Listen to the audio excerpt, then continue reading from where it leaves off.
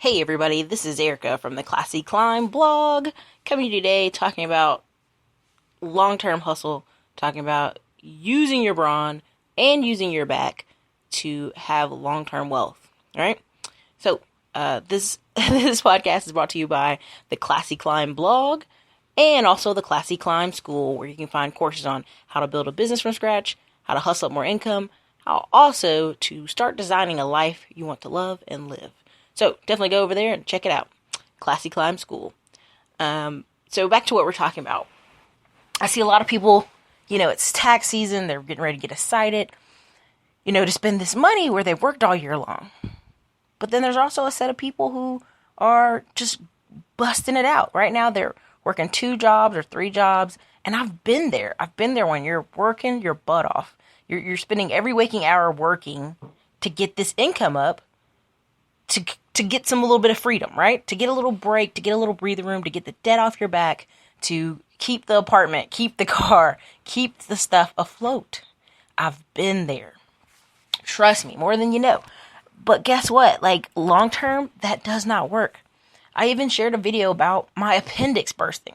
I was literally on my second job. I haven't worked all day, and I had this agonizing pain. I had to literally drive a mile to the hospital, crawl into the ER, to which I ended up staying there all night and waking up the next morning to my appendix being taken out.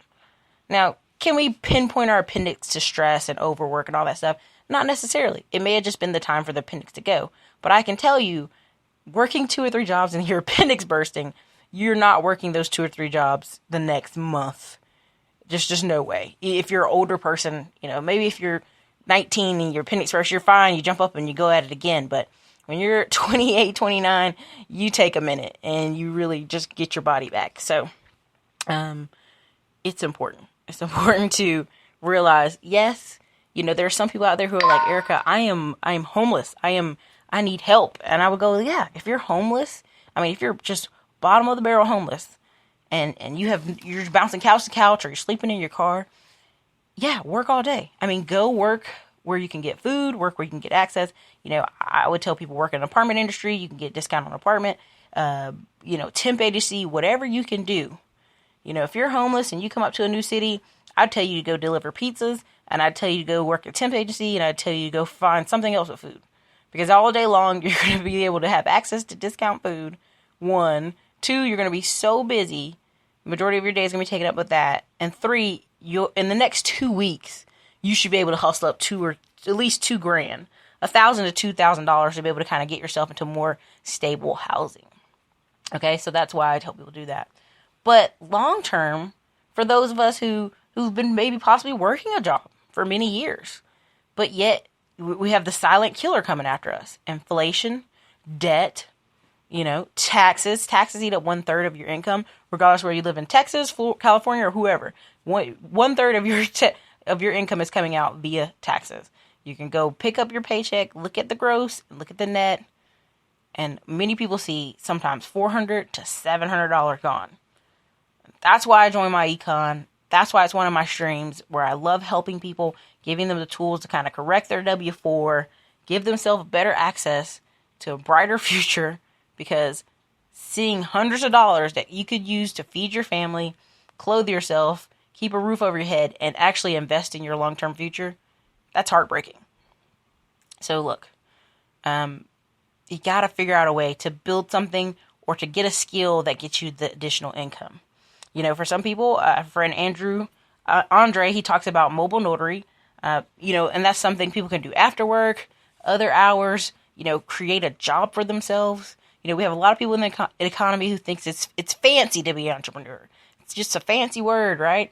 Or it's a fancy lifestyle. No, for some people, it's actually a necessity.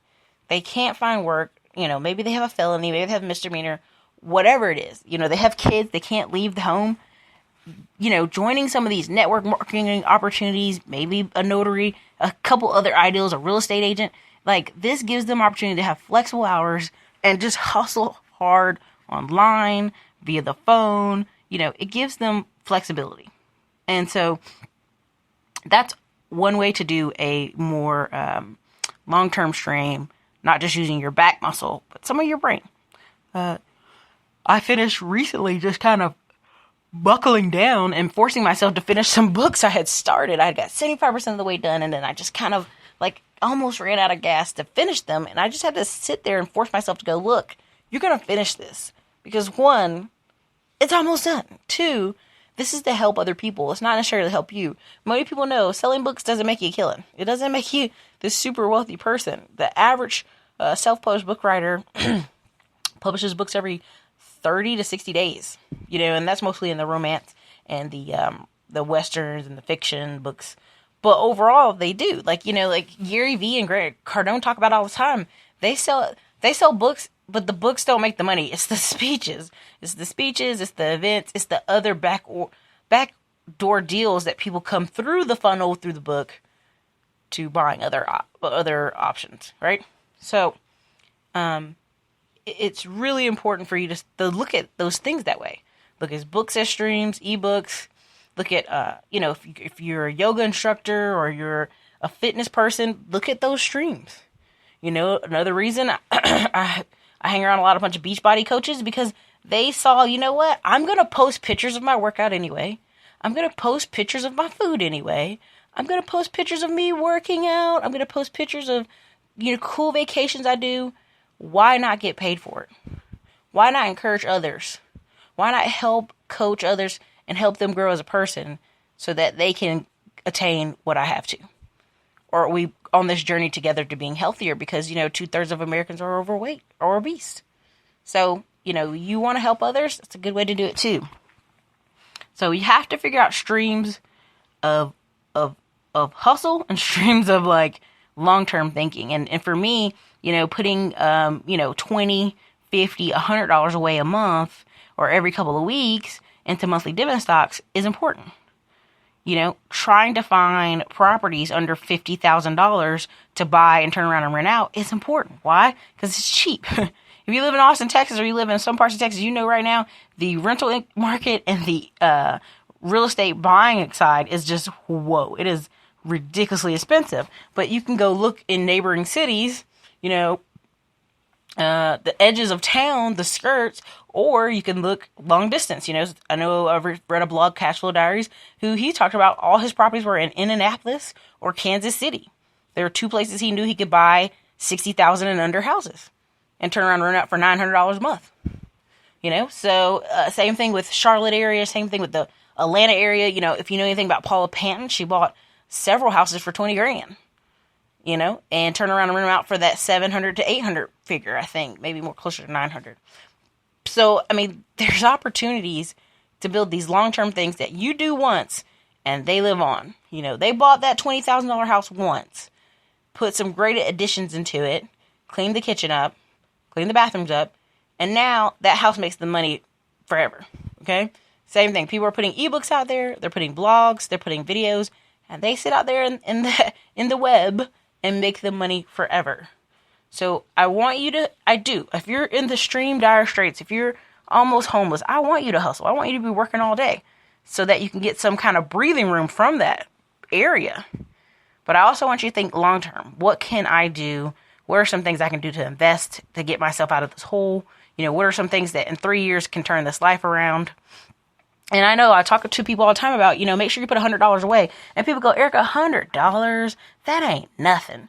Well, at the end of the year, it's $1,200. If something happens to your car, your apartment, you lose your job, that's crucial money that 63% of Americans don't even have in their bank account.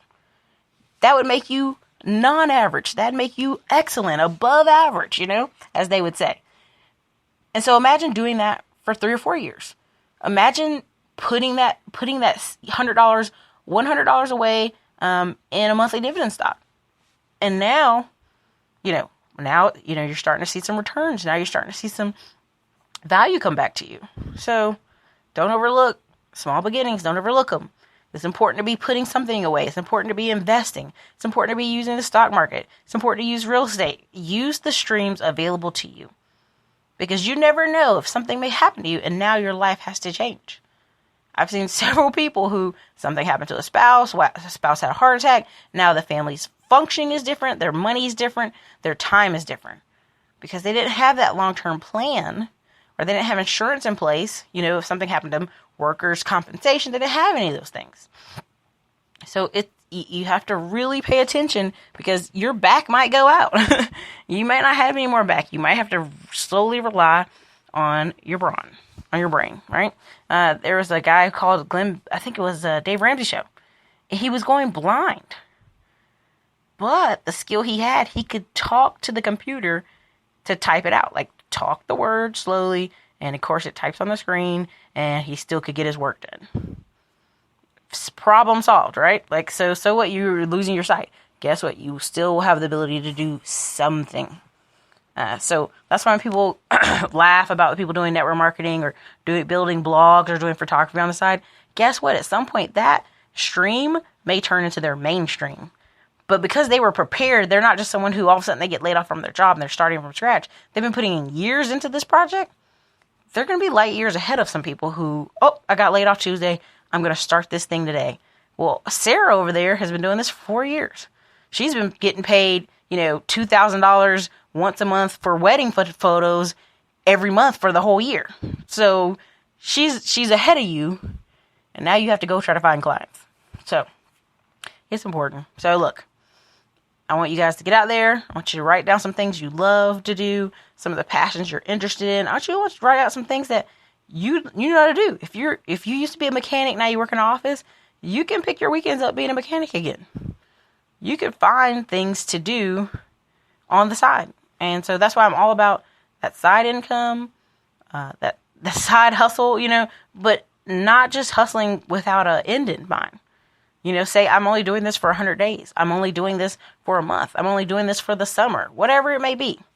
So, you guys, this is Erica, Classy Climb Blog. You guys have an awesome day.